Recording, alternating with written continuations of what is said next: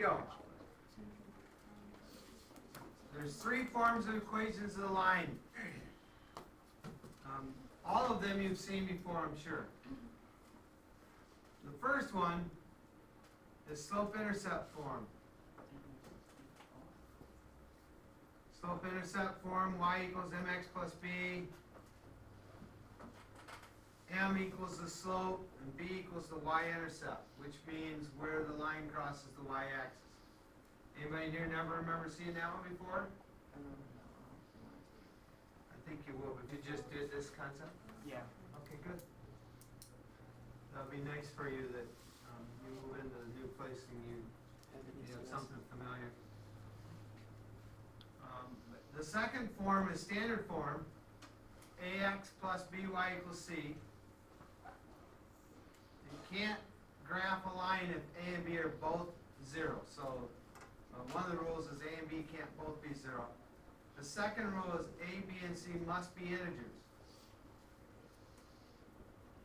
And then the third rule, we'll blame Mr. Zelinsky on this. This is a chemistry concept. For this equation to make sense in the way it's used in chemistry, a, the first term, the number in front of the x, has to be a positive number.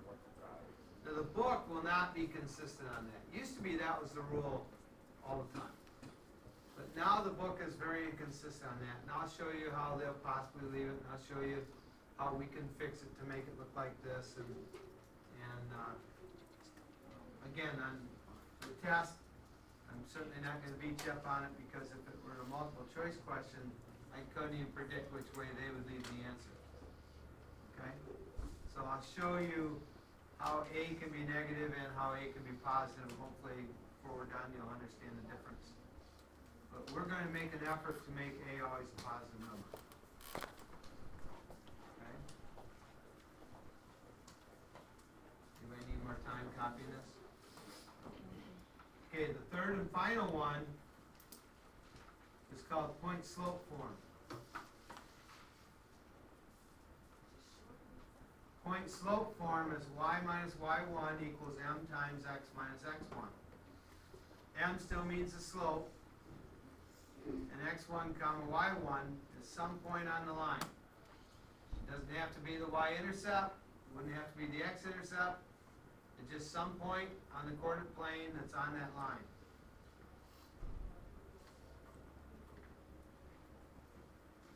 Now my experience with this method, this form of the equation, is students tend to get confused on where to put the y value. To put it in here or to put it in here. And the same over here with the x value. So I have over the years decided to write it this way quite often. And so I put blanks in where the numbers need to go. In the equation of a line, you should have a y and an x in the equation.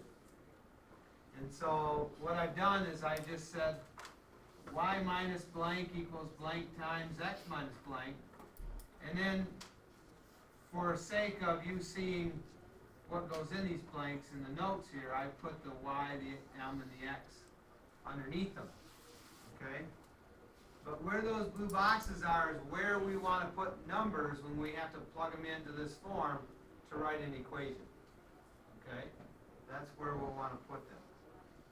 And so you can choose to write that down or not. That's totally up to you.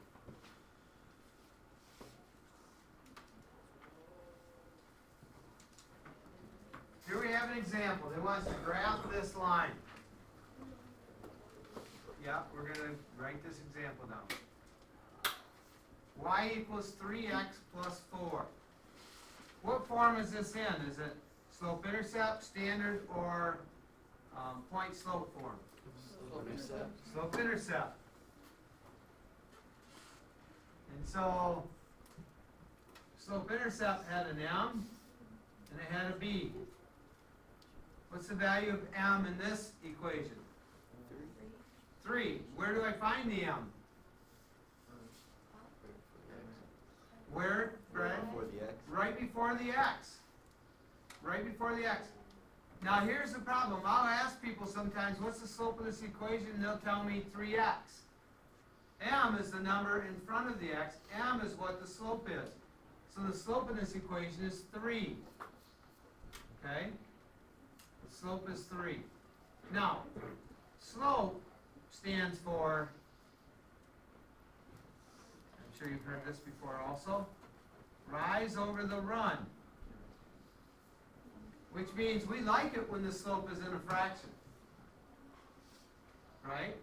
And so Silas, how could I write 3 as a fraction? 3 over 1. You can take any whole number or integer and put it over 1 and it's still the same number, right? So we like it if it's a fraction because then I'll know the top number represents the rise and the bottom number represents the run. Now what's the b value in this equation? 4? And what does b stand for? Which means The line crosses over the y.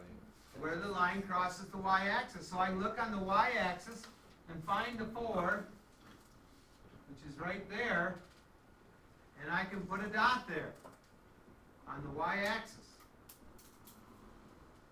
Now what if this had said -4 instead of +4?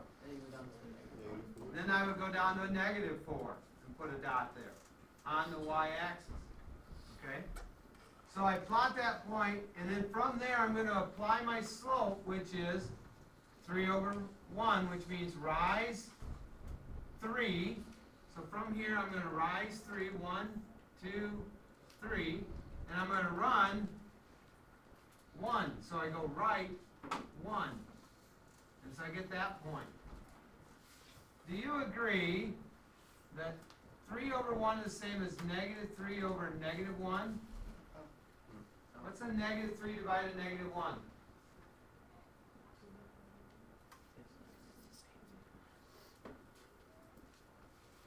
Do you have a calculator? I realize I didn't pull these out yet.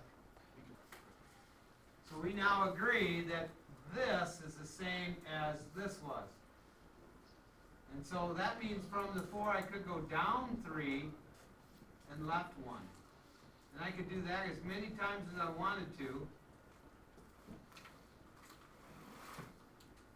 And I get that. Now, if I wanted to go old school and get my ruler out, I say old school because on my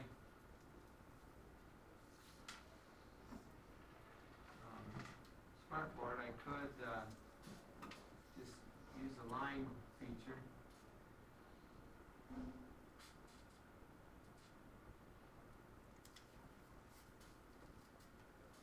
That's pretty close. And then I can draw my line. Looks like I was a little bit off. Okay? So that is where my equation would be graphed. Now, who can tell me what the equation represents? Let me try it again. I asked the wrong question. Who can tell me what the line represents to this equation? What does that line represent? Hunter? The slope of 3. Okay, it does. But to the equation, what does the line mean to it? I mean, I agree it has a slope of 3 and it crosses the y-axis at 4, but what do these points that I've plotted here on this line represent to this equation? What is this point right here? Can you give me the coordinates of that point?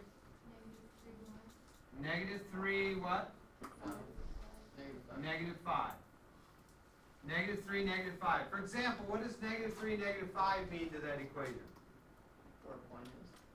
Okay.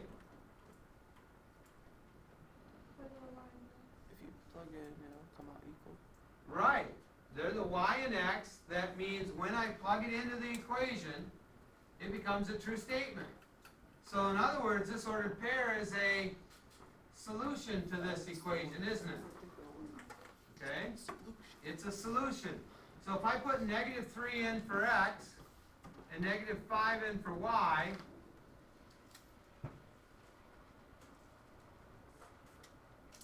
and I test it out, that's -9 plus 4.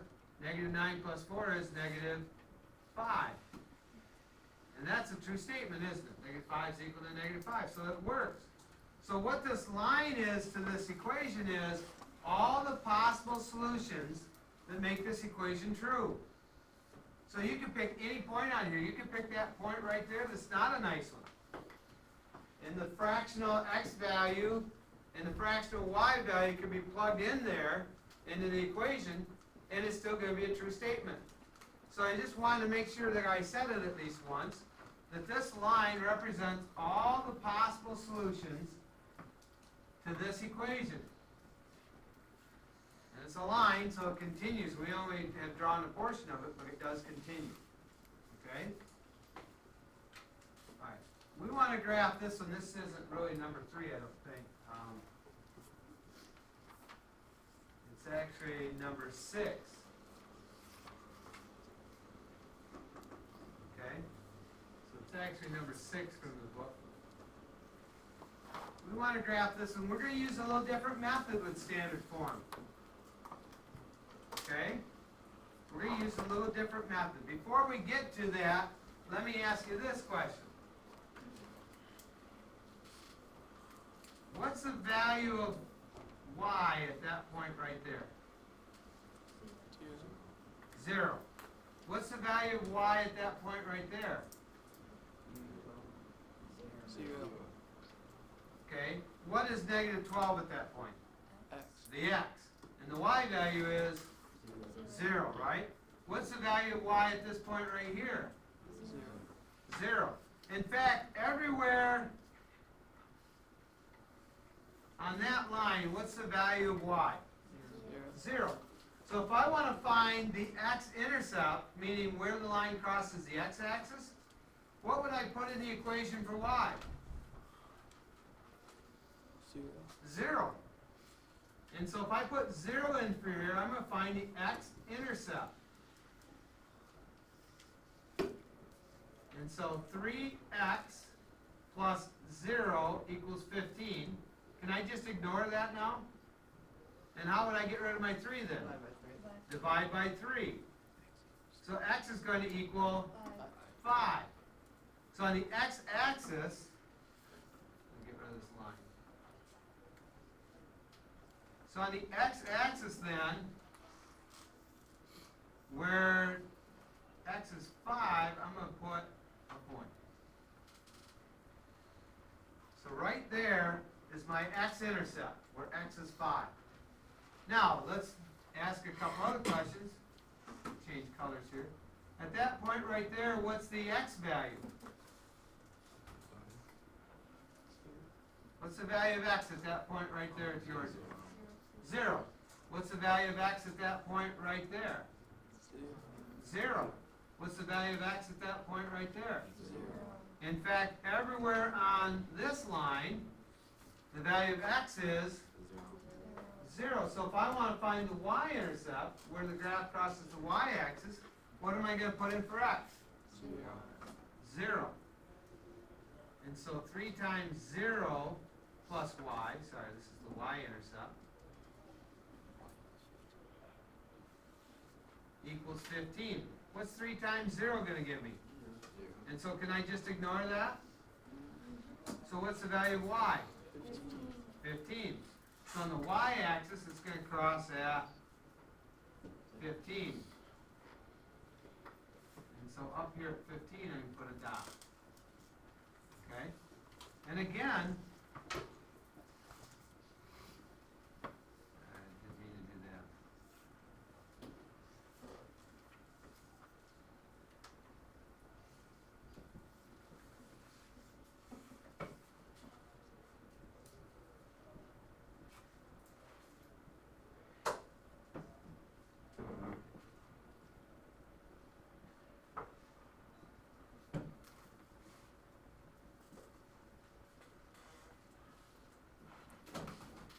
So that's the equation, my line that represents, I'm sorry, I said it wrong. That's the graph of the line that represents this equation. Okay? And we did that by finding the x and the y-intercepts. So if they ask you to find the intercepts to graph, that's what they're talking about. just remember to find the intercepts. If you're on the x-axis, the value of y is 0. If you're on the y-axis, the value of x is 0. And you can just plug them in. Now sometimes this method isn't the greatest, because sometimes that number there doesn't go into that number there.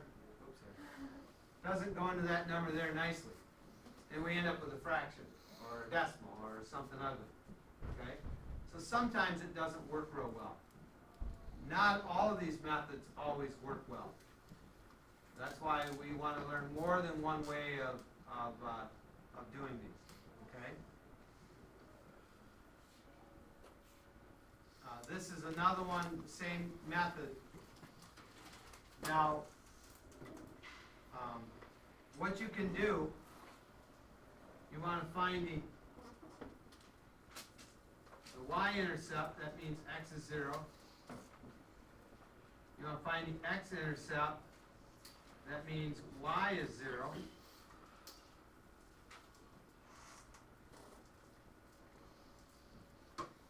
And we can speed this up some, okay? So if x is 0, if I plug 0 in here, doesn't all this disappear? And so I can just cover that up. Can't see it at home, but I'm just covering that up with my hand and I'm saying, what's left? 4y equals 16. What do I do to get rid of 4? So what's y equal? 4. So I can come over here and put a dot at 4. Okay? And then I go to the next one. I want to find the y, or the x, I'm sorry, when the y is 0. So again, can't see it, but I'm covering up the 4y at home. What's left? 8x equals, and how do I get rid of the 8? So what's y? 2. I'm sorry, the x, I had the wrong one. So x is 2. And so over here, I'm going to put a dot at 2. And I'm going to get my ruler out. And I'm going to draw my line. Now, it looked like I missed my dots, but I didn't really, did I? See, there they are. Okay, I'm going to draw my line real quick. And I'm done. So that graph represents this equation. You see that when these numbers, the 8, try that again. The 8 and the 4 go into 16, or whatever this number is, evenly. That's a pretty simple method, isn't it? So it's one you want to be aware of because it saves time. There's not a lot of work to do. Just set that on my desk, please, Brooke. All right, now, I'm going to go back to this. I didn't give you an example, but there's always a test question that can be done this way, so I want to make sure I've shown you at least once. If I gave you this equation, y minus 2 equals 3 times x minus 1, okay? This is point slope form. This number here represents the what? The slope. So in this case, slope is 3 or 3 over 1. Or we've just learned, or I could look at it as negative 3 over negative 1, couldn't I? So all those different ways of writing that. What do these numbers represent? The point 1, 2. The point 1, 2, the ordered pair 1, 2. Okay? The ordered pair 1, 2. Now, I can graph this equation just as quickly as I've graphed all the others. Remember, this just represents some point on the line, right? So I can go to this ordered pair 1, 2, which is right there. It was just a coincidence it was also on this line, because that line has nothing to do with this example. I've just created a new example. So the point 1, 2 is right there on my graph, and it has a slope of 3 over 1. So from here I rise 3 and run 1. Or I could have gone down 3 and left 1. And I could do that lots of times here. Okay? And so when I'm done, I end up with that line. line represents this graph right here. And I should say that graph represents this equation. So you see how I took these 2 points out, put them down here to make an ordered pair. And that's where I started. It's not on the y-axis, it's not on the x-axis, it's just some point on the line.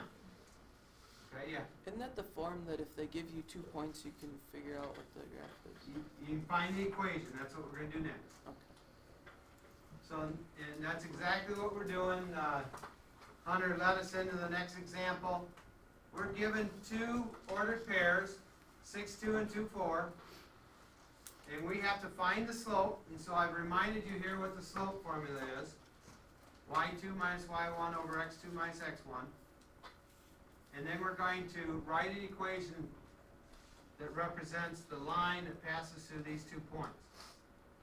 And so, most people just call this x1, y1 and x2, y2. But the fact of the matter is, it doesn't matter which way you go. If you want to call the second point, point 1, and the first point, point 2, that's okay. Sometimes you'll look at the numbers and 2 of them will be bigger than, 2 of these numbers will be both bigger than these 2 numbers. You might want to call this point 2, okay? That's not the case here. We have 1 of each, but that's all right. And so if I plug these in, y2 is 4, minus y1, which is 2, over x2, which is 2, minus x1. Did I say that wrong first time? Let me say it again, just to make sure I said it correctly. We went y2 over y1, Not I'm over. sorry, y2 minus y1, y2 minus y1, and then on the bottom, x2 minus x1, 2 minus 6. I wrote it down correctly, I'm not positive I said it correctly the first time. Okay? So, always remember the y's go on the top. Which direction does y go when you're on the graph? Up or down, right? Represents our rise, doesn't it? Our rise goes up or down. I'm either rising the hill or I'm descending on the hill. Up and down. The run, left and right. And so I'm either going to the right or I'm going to the left. That's the run. So slope, which is rise over the run, is my change in y's over my change in x. So the y's go on top, the x's go on bottom. Okay? What's 4 minus 2? And what is 2 minus 6? Negative 4. And so do you agree a positive divided negative is a negative number? Okay? Then don't get hung up where you put the negative sign. It doesn't matter if it's on top, in the middle, or on the bottom. Okay? Does 2 and 4 have a common factor? Yes. Yeah, what are they? 2. So this reduces to 1 over 2.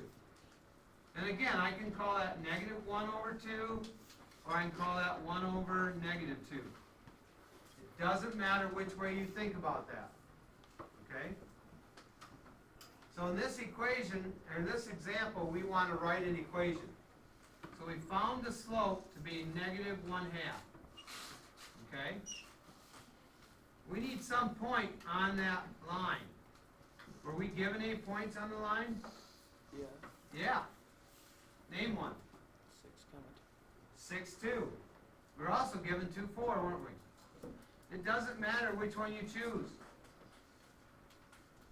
You hear me? It doesn't matter which one you choose. You just pick one of those 2 points. And then we're going to use our point slope formula.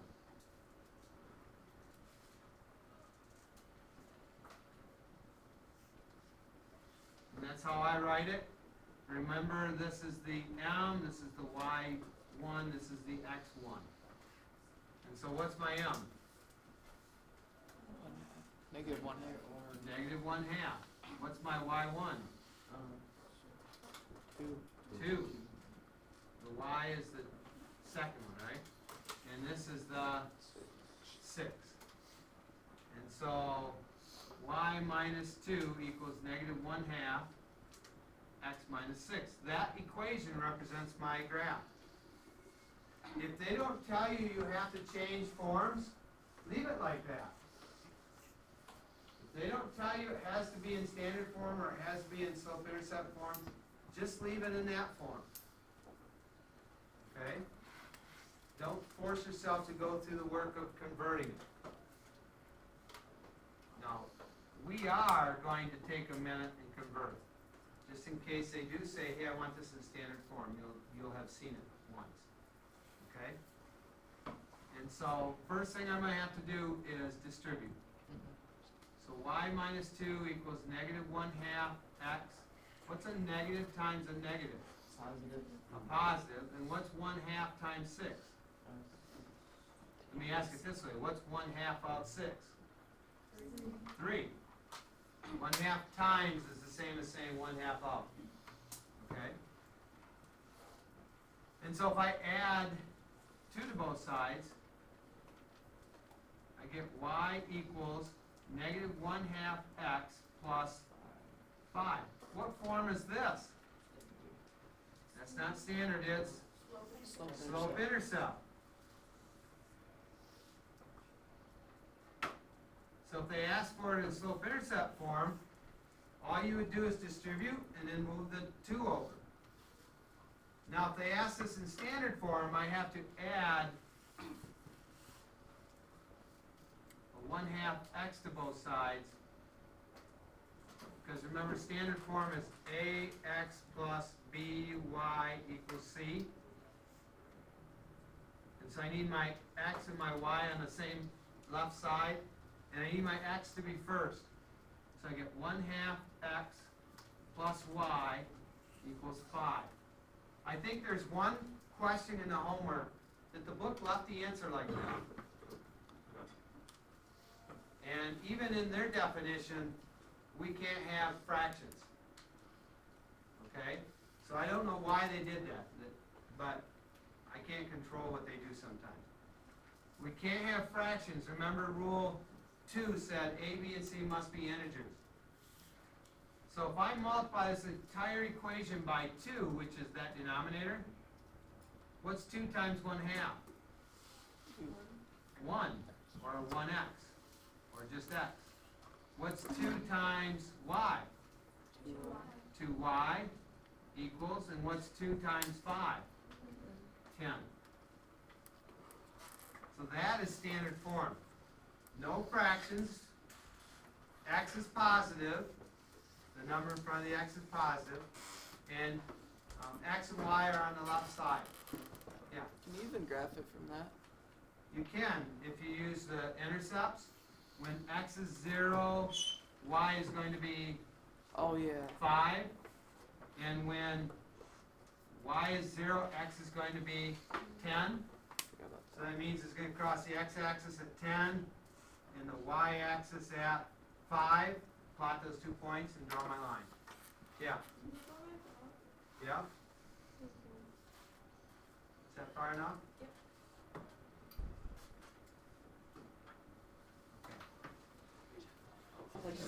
All right, slide please. So today, just to give a sample of what we just talked about, we'll do the 12 problems, 3 to 36 by 3s. Okay, there's one thing in here we've not talked about, and I want to mention it real quick.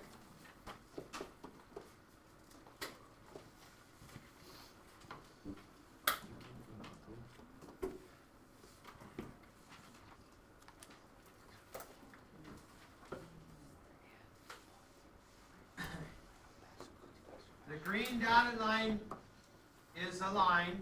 It's graphed in the coordinate plane. Does anybody know how I could write the equation to this line just by looking at it? 0, 4, 3. 0, 3 is an ordered pair. Y equals 3. That's a good try though. Y equals 3? Who said that?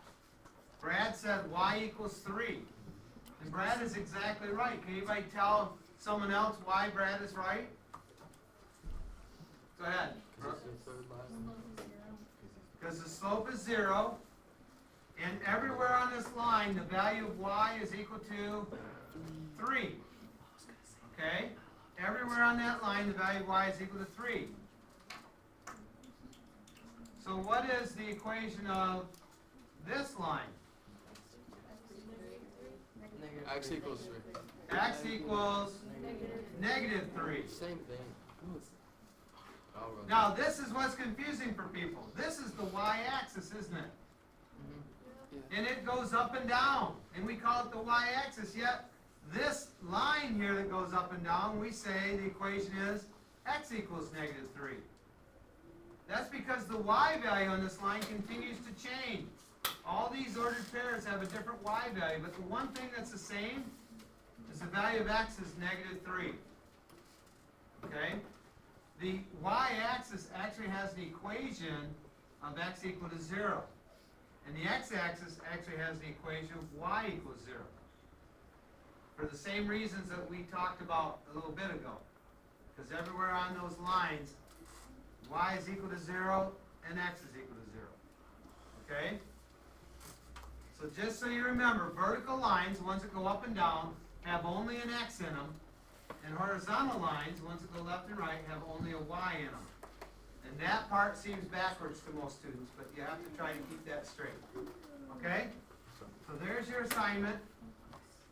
I'm going to put the answers up to yesterday's, and then I'll open it up for questions. If you don't have any questions, you just work quietly without talking.